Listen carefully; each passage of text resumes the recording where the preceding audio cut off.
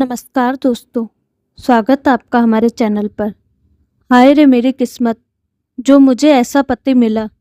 न जाने कौन से पुण्य कर्म किए थे माँ जी ने, जो इतना प्यार करने वाला पति मिला। काश मेरी भी किस्मत माँ जी जैसी होती। बाप देवदास और बेटा प्रेम चोपड़ा बनकर मेरे जीवन में आ गए। पता नहीं क्या देखकर माँ बाबूजी ने बेटे का नाम अनुराग रखा, जिसे प्रेम जताना ही नहीं आता। रसोई के काम करती आशा अकेले ही बड़बड़ा रही थी। आशा की अनुराग से शादी हुए 1 साल हुआ था।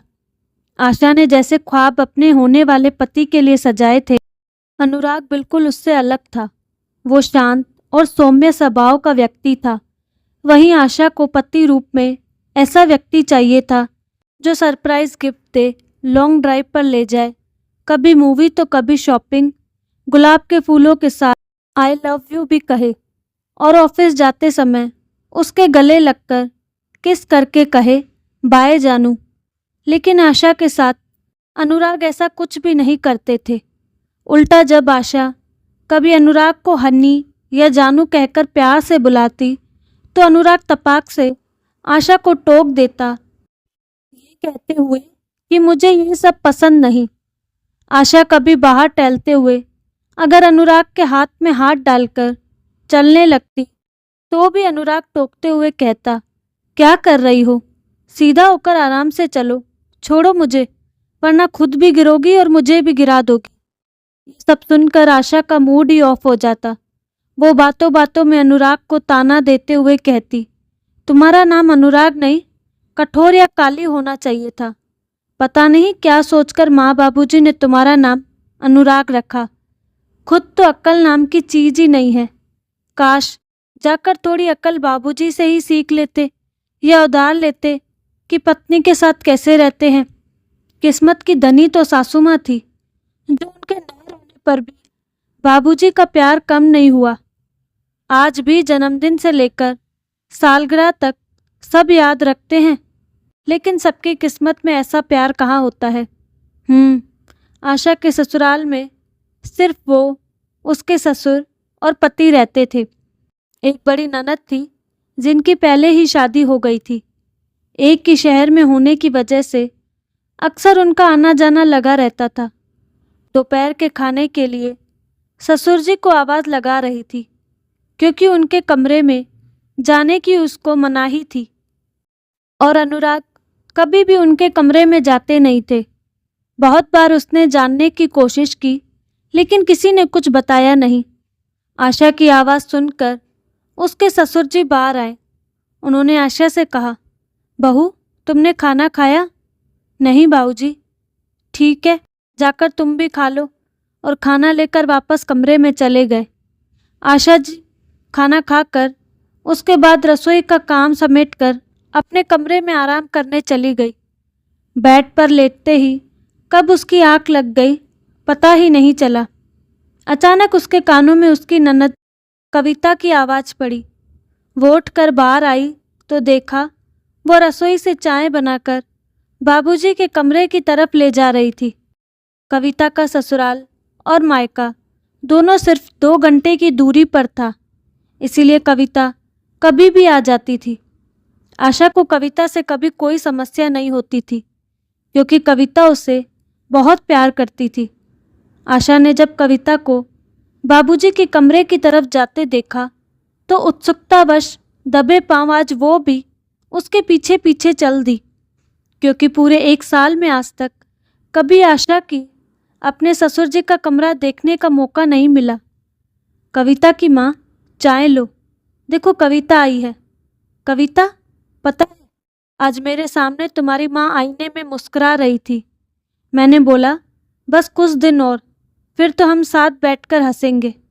आशा ने दरवाजे की आड़ से झांककर देखा तो कमरे में सब जगह उन्होंने सासू माँ की तस्वीरें लगा रही थी। अब वो बाहर ही खड़ी होकर उनकी बातें सुनने लगी। ससुर जी की आवाज़ सुनकर आशा सोचने लगी, अरे बाबूजी किससे बातें कर रहे हैं? सासू माँ तो अब जिंदा नहीं है। बाबूजी किसको चाय पीने के लिए कह रहे हैं? उसने खुले दरवाजे से थोड़ा झांक कर देखा तो उसे ससुर जी और ननद के अलावा कोई और नहीं दिख रहा था।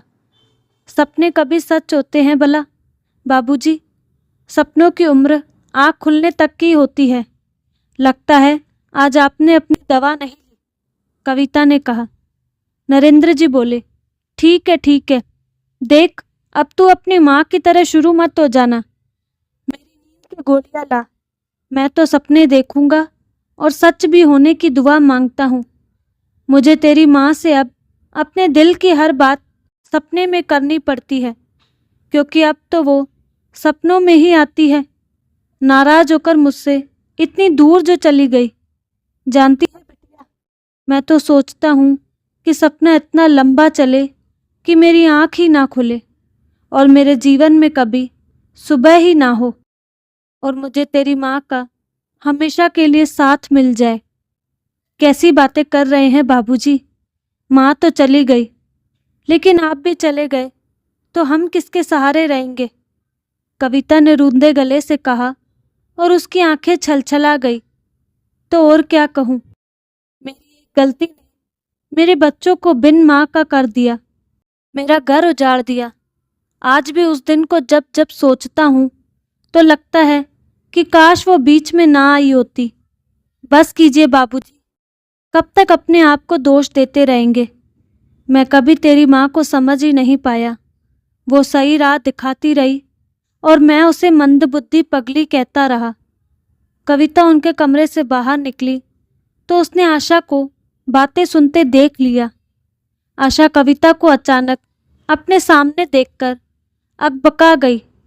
अब उसे समझ नहीं आ रहा था कि वो क्या कहे। तब तक कविता ने आशा का हाथ पकड़ा और लेकर सीधा कमरे में आ गई। नजरें झुकाए आशा खड़ी थी कि तभी कविता ने कहा, आशा, तुम बाबूजी और माँ के बारे में जानना चाहती हो ना?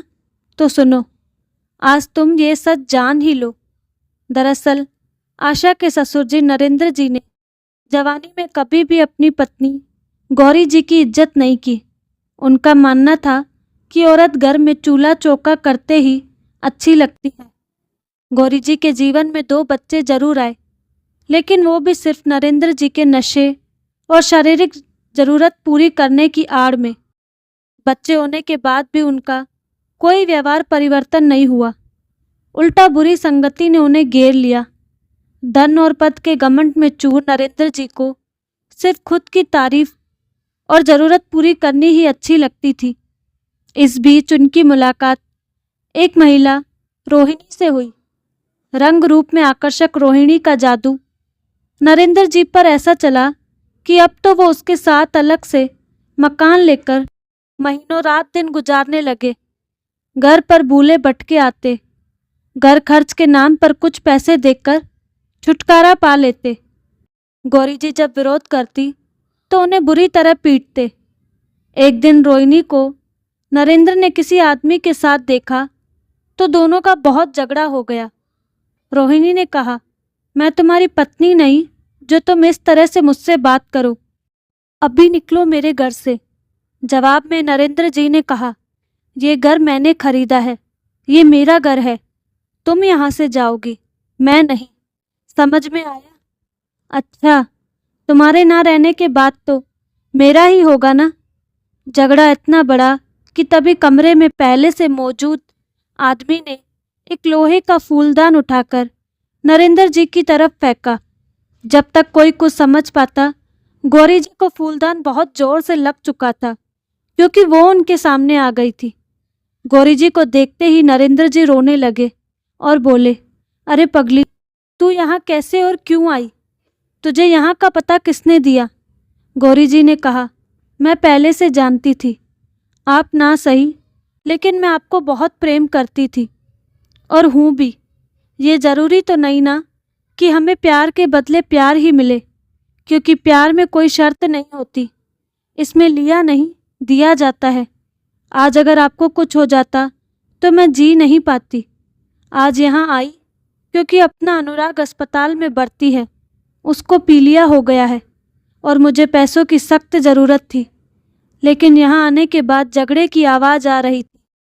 आप मेरी चिंता छोड़िए, आप पहले जाकर अनुराग को देखिए, इतना कहकर गौरी जी बेहोश हो गई। रोते बिलखते नरेंद्र जी गौरी जी को अस्पताल लेकर पहुंचे, लेकिन तब तक उन्होंने दम तोड़ दिया था, क्योंकि आज नरेंद्र जी धरातल पर आ चुके थे। केस चला, सबको सजा भी हुई, लेकिन इन सब का हमारे लिए कोई फायदा नहीं हुआ, क्योंकि हमारी माँ तो अब वापस नहीं आ सकती थी। लेकिन उनके दिए संस्कार हमें बाबूजी के प्रति अपने कर्तव्यों का निर्वहन को मजबूर करते हैं। जानती हो आशा, तब मैं 10 साल की थी, इसीलिए मुझे माँ की तकलीफ पता है। मैंने उन्हें छुप छुप कर रोते देखा था, फिर भी बिना उफ किए उन्होंने दादा दादी की सेवा की। उनके जाने के कुछ साल बाद वो दोनों भी चले गए, लेकिन तब अनुराग महज 5 साल का था। माँ के पार्थिव शरीर को देखकर अनुराग बिल्कुल शांत हो गया। उस दिन से वो बहुत कम बोलता है, अपनी भावनाएं प्रकट नहीं करता। न जाने उसके बाल मन ने क्या समझा, ये हम आज तक नहीं जान पाए। लेकिन हम दोनों बचपन से ही जिम्मेदार हो गए। बाकी बच्चों की तरह कोई जिद नहीं की, जब जो मिला उसमें ही संतोष कर लिया। बाबूजी भी बदल चुके थे, हमारा ध्यान रखने लगे। हमारे जीवन में माता पिता दोनों बनने की उन्होंने पूरी कोशिश की, लेकिन कहते हैं ना कि माँ तो माँ होती है। तुम्हें लगता है ना कि अनुराग तुमसे प्यार नहीं करता, लेकिन सच तो ये है कि अनुराग बिल्कुल माँ की तरह है, सच्चा। वो तुमसे प्रेम का दिखावा नहीं करता। वरना तुम्हें याद है, जब तुम्हें टाइफाइड हुआ था तो नाश्ते से लेकर जूस दवाइयाँ तक वो ही देता था। ऑफिस में होने पर फ़ोन करके पूछता था और मुझे देखकर आने के लिए कहता था। बस वो फिल्मी प्यार नहीं जानता। कविता के मुंह से अपनी सासू माँ का सच सुनकर आज आशा का कलेजा बैठ गया। वो सोचने लगी, उसकी सोच कितनी गलत थी। सही कहते हैं लोग, जरूरी नहीं जो जैसा दिखता है वो वैसा ही हो। और मन ही मन ईश्वर से अपनी गलती की माफ़ी मांगने लगी और निश्चय किया कि अब अनुराग को वो बदलने की कोशिश नहीं करेगी। उन्हें उनके वैसे ही प्यार और व्यवहार के साथ खुशी खुशी स्वीकार करेगी। अब कभी दिखावे पर नहीं जाएगी। तो दोस्तों, कहानी कैसी लगी आपको? अपनी राय कमेंट बॉक्स में ज़रूर दें। साथ ही हमारे चैनल को लाइक शेयर एंड सब्सक्राइब करना ना भूलें। धन्यवाद।